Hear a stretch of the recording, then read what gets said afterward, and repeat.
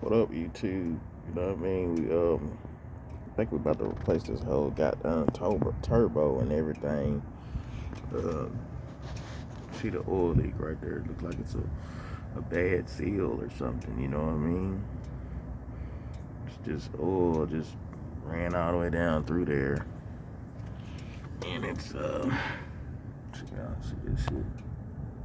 Look like it seeped down to the oil pan thing. So about to take it to the mechanic shop. See if they can see what they say, you know what I mean?